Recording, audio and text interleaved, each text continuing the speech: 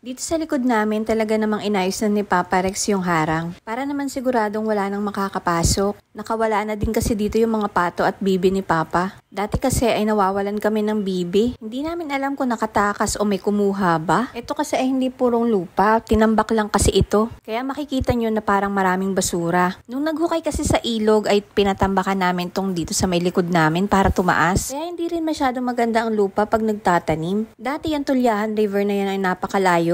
Kaya lang kababaha lumapit na ang lupa. Napakarami nang nangyari sa ilog na yan. Alam niyo ba na ang kabila nito ay Caloocan Libis? Diyan yung nagkaroon ng sikat na pagkamatay ng isang bata na tinatawag nilang si Kian de los Santos. Yung walang awang pinagbabaril ng pulis. Dati noon ay may tulay papunta dyan, meron din nagkaroon ng balsa, kaya nga lang tinanggal na para wala nang madaanan papunta doon. Dati kasi nakakatakot dito talaga, nung nauso pa noon ang mga hulihan ng mga sa droga. Paggabi, lagi kang may maririnig na putok ng baril. Nung wala pang harang dyan na dike, mayroon dyan mga naglalaro at nagsasabong. Makikita mo pag hinahabol sila ng mga pulis. Ang gagawin nila ay tatakbo talaga sila dyan sa ilog at maglalangoy at lulubog para hindi sila mahabol ng pulis. Diyan din sa mismong yaan may makikita kang bangkay. Nakakatakot talaga noon dahil naririnig namin at nasisilip namin na may mga binabaril. Sa gabi o sa madaling araw tapos makikita mo na lang sa umaga na meron na diyang bangkay. Pero buti ngayon ay wala na. Pero iba pa rin ang nag-iingat kaya naman may harang na dyan.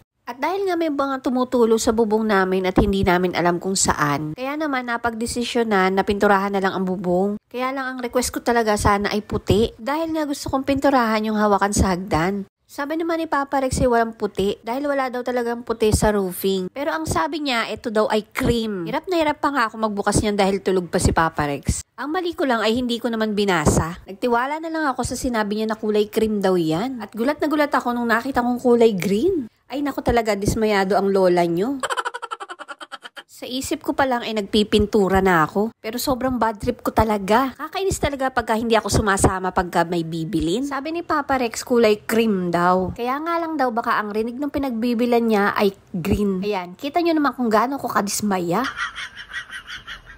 Nung nakita ko yan ay talaga namang ginising ko si Papa Rex kahit na maalipungatan pa siya. Ayan na nga at sinasabi ko na kulay green yung nabili niya at hindi cream. Ayan na nga at pinapagalitan ko na siya niyan. Yung excited ka na magpintura pero ganito naman. Ito kasi si Papa Rex ayaw daw niya ng puti dahil dumihin. Sabi ko naman hindi ka naman naglilinis, bakit ka nagre-reklamo? Sobrang habang diskusyon at pagpapaliwanag niya dyan. Pero ang ending ay bad trip talaga ako at hindi ko siya kinikibo. Pero syempre sasamahan pa natin yan ng pagdadabog. At nabadrip pa rin talaga ako dahil pininturahan na niya yung hawakan din sa hagdanan ng green. Sabi ko ay pintura na lang niya yan sa bubong at wag na sa hagdan. Pero pininturahan pa rin niya yung hawakan ng hagdanan.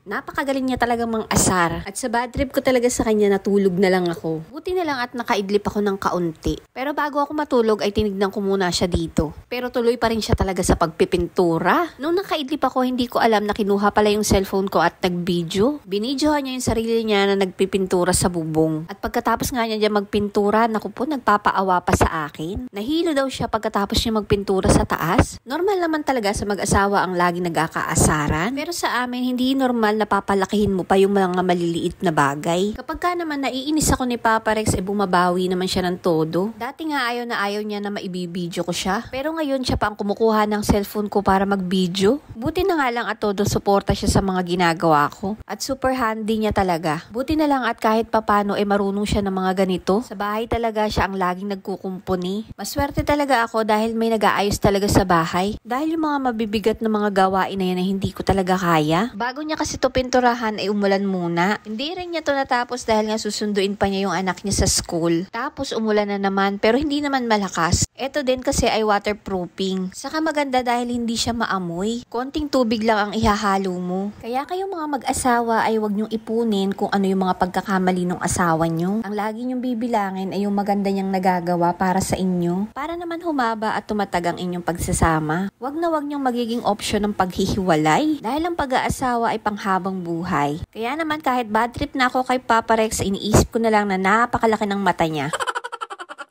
Este ng puso niya.